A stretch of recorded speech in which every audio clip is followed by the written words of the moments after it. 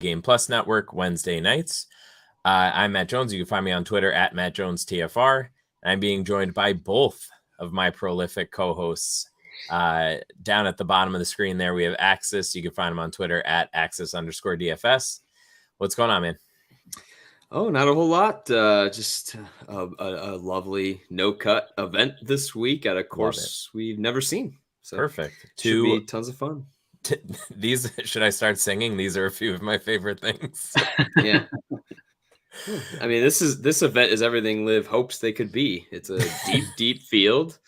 4 rounds though, that's a little much, but way too much. And the wave thing, forget about it. We don't have a shotgun start here, so that's true. I'm sure Kevin Na is pissed that he can't play this week. And of course, my other co-host here, Alex Blickle. You can find him on Twitter at AlexBlickle1. What's going on, man? We missed you last week. Yeah, well, I'm back now, and we at least have a strong field this week. We don't have the trifecta of the bad outcomes of an event, so at least we got that in our favor. Yeah, exactly. And of course, it's the second event of the FedEx Cup playoffs, which everybody is just super fired up for. Just gotta find out who hoists the cup at the end of the season. I know it's Axis's favorite time of year, so we're all good here. Playoff season, yeah. It is the BMW Championship. We are at Wilmington Country Club, which is, as we've already alluded to, a course that we haven't seen before. It is a par 71, plays around 7,500 yards, and without data, I will kick it over to Alex first, because we know that we have a little fun trying to figure out what to do with courses like this. So maybe you can walk us through a little bit of your process for this week, Alex. Yeah, so on weeks like this, I will like actually just not do any of the speculative type of course fit gauging that a lot of other people do. I'll just lean on Josh and Brian. They do it really, really well, so I'll lean on those guys to hear what they have to say about it from a speculation point of view, like trying to figure out how a golf course will play. Personally, I just do baseline strokes gain projections anyway, so I'll lean into those a little bit more. And I actually took this opportunity to revamp those since I didn't have to do the course fit model article this week with no data to work with. So some pretty cool findings there, including, I think, one maybe a little bit surprising finding, which is that, like, I think we've all been in agreement, like especially for someone like Tony Finau, Scotty Scheffler, that when the narrative is they can't win, it's just silly, especially when they've shown that they've actually played well in those cases. And yet I found that there is a very real skill to winning. And so we'll talk more about what exactly that means and what the findings actually were. But I think the way that I'd summarize it, just like as a preview, is when somebody hasn't won, we can't really say they won't be able to win. But when someone has shown that they can win at a high rate, like it's not luck. You know, it's a skill doing that. And we'll get into how we know that. But I think that was a really cool finding. And the other thing that I found was, when in doubt, just lean into driving distance, which I think, again, we all kind of knew. So it's just nice to have that confirmation from yet another sort of like dive into just the analysis of golf. And so that's sort of my approach. Just going to lean into that, lean into what Josh and Brian come up with. No pressure. Oh boy. So I haven't heard, I know you briefed us on it, but I haven't heard about the angle you're going on for the winning. So I'm really curious to know, because when I think of like prolific winners, obviously Tiger Woods, but like the one who sticks out that just seems like a winner was Phil Mickelson, because he sometimes was just out in the woods too, but like he just found ways to get it done. Quite literally out in the woods a lot also. But just like, I say that because he wasn't as, I don't know, you think of like just how good Tiger was, but like Phil won a lot during that era too. And so I'm just kind of curious if what you found maybe molds to what he brought to his volatility to the game, or maybe he's just that good. He was very good anyway. I'm sound like I'm downplaying Phil Mickelson here. I'm not, but I'm just kind of curious when we get to that. As far as this course, the only thing I can really say is that I do know for a fact is it's long, and length tends to play into distance. That's not something disputed across the industry, across statistics. It's shown longer holes, guys who drive the ball further have advantages. So that's the only real tweak I made. I did not speculate much on the rough or the fairway width or the greens. I mean, I guess if you want to look at bent grass greens, although we've talked about this over the last couple of weeks, there could potentially be some outliers there. But again, more often than not, good putters putt well, at least better than average on most any surface. Like I said, there are some particular golfers with statistical outliers that are they're big enough to be like, okay, he definitely something about Bermuda or bent or POA are better or worse. But for the most part, it was really just length. It's 256 yards longer than an average par 71. A lot of that is on these massive par fives. One of them has a forced layup. I'll be surprised if we see anybody really rip at that one. It's over 600 yards, if I remember correctly.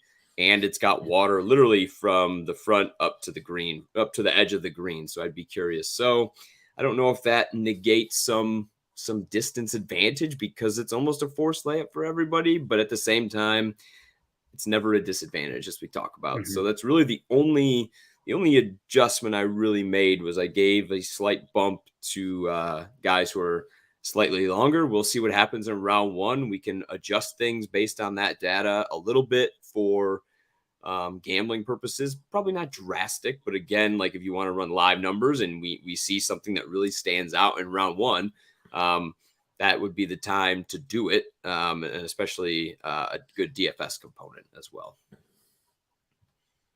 Yeah, definitely. I mean, I think that this is, if people have been following along all year, I think this is probably a familiar conversation overall with these courses that we don't have a ton of data on. Like we do know enough based on all of the courses that we dive into like this, that we can always kind of get a feel.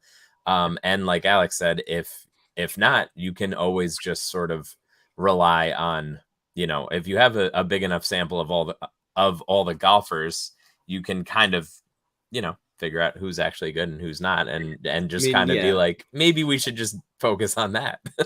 I'm very heavy on my baselines. I mean, like I said, it was a very small adjustment for distance. That's about all I felt comfortable with. So big baseline week. Yeah, even in the weeks where we do have sufficient data on a given course, like all of my projections are still at least 50% baseline, probably more like 2/3 to 3/4 baseline, and then a third or a quarter just the course fit specifically. Yeah, and that makes sense. I mean, we see that sort of bear itself out when you look on, you look at the leaderboard on the weekend, regardless of what we think coming into a tournament.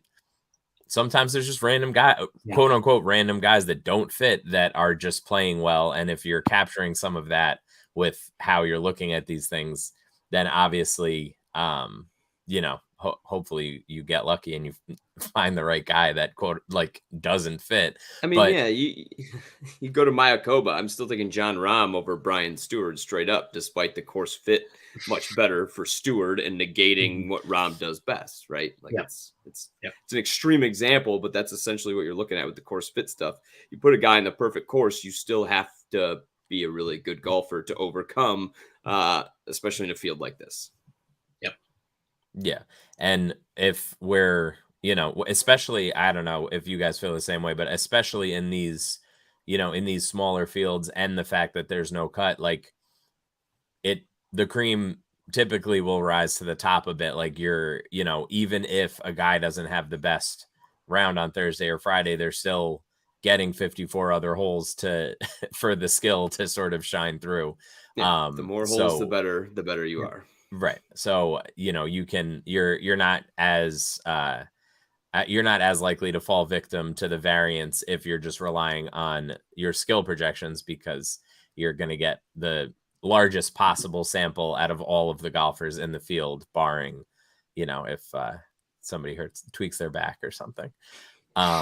So Alex, why don't a very real, very legit injury that has nothing to do with anything. Have you ever hit a ball off the painted red line? I mean, that can do a wonder to you. I think they zap you from HQ. I think that's the problem. It might be a day late, but they get you eventually. Alex, why don't you give us a little bit more of a look at what you were talking about earlier as far as the winning here, because I want to hear about it too.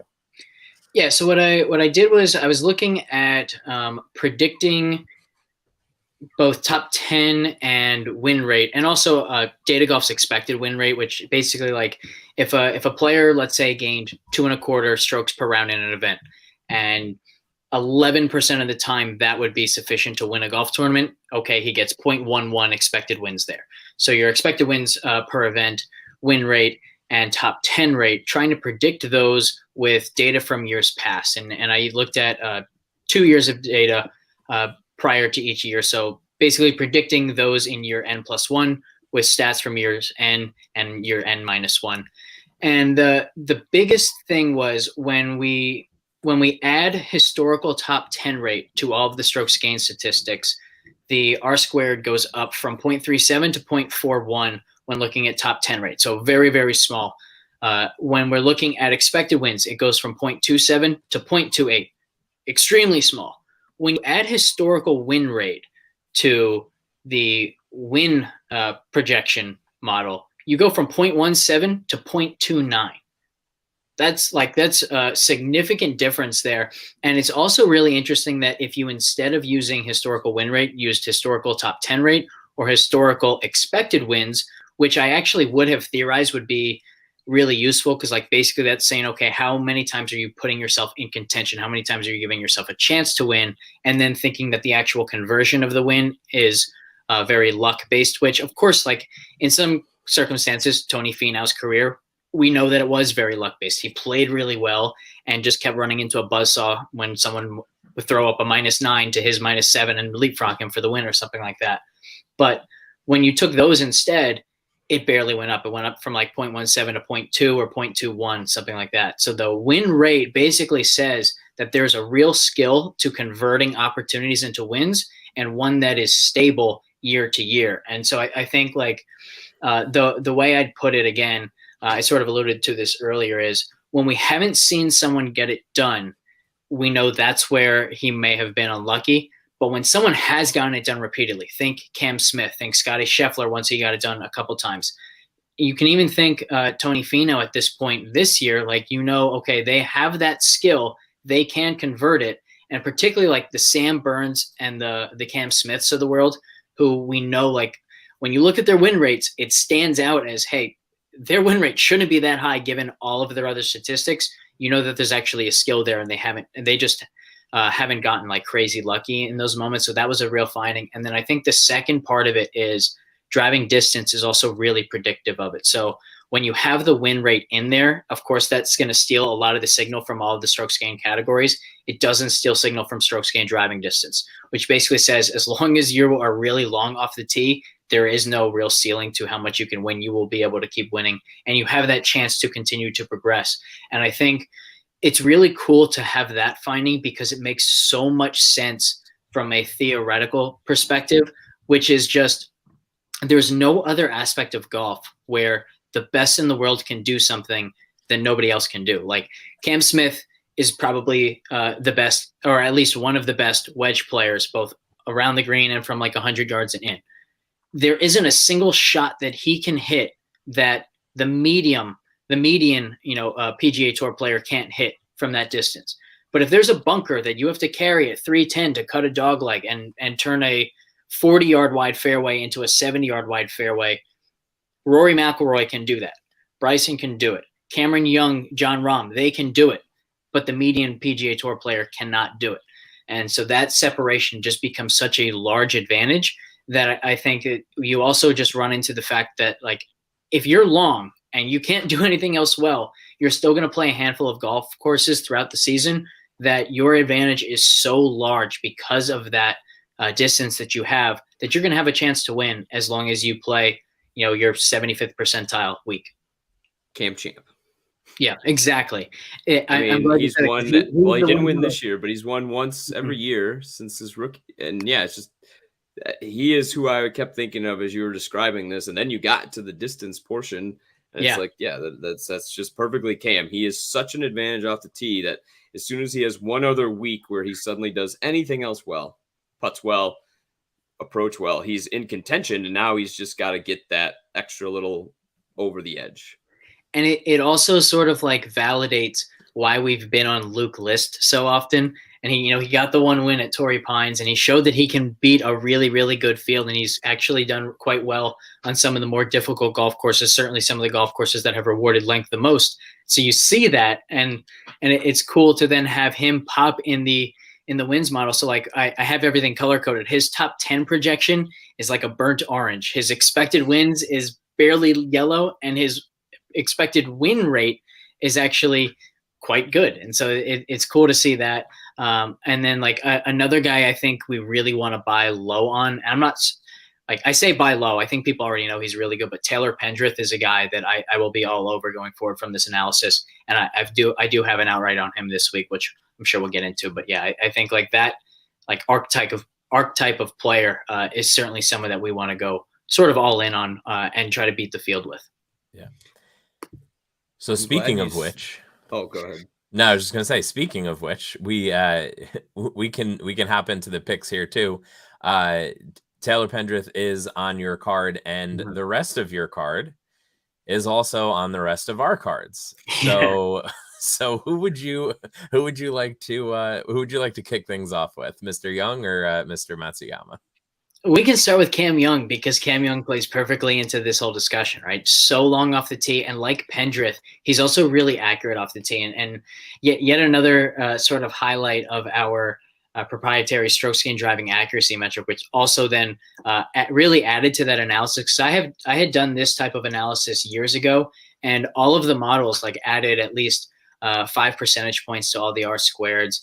That sort of thing, and just made these models significantly more predictive because we now have them separated into stroke gain driving distance and stroke gain driving accuracy instead of just stroke gain off the tee.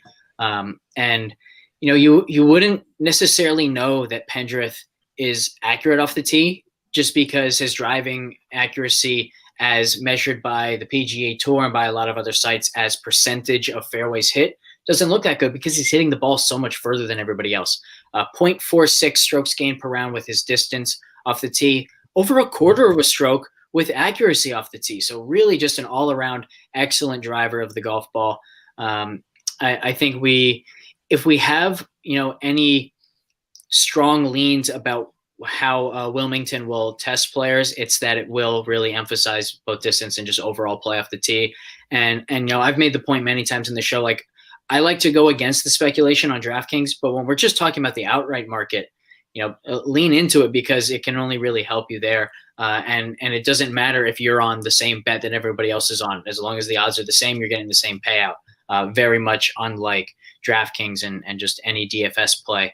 So really love Pendrith, and it's the exact same argument for Cameron Young. 0.53 strokes gained per round driving distance and half a stroke exactly gained driving accuracy. He's just a phenomenal player off the tee. He's actually now the best driver in the entire world, according to my baseline projections, above Rory, above Jon Rahm. Pretty cool to see that from him. 28-1, I think, is just way too high for him. Also really like the fact that he's so volatile, like 86.2 volatility score.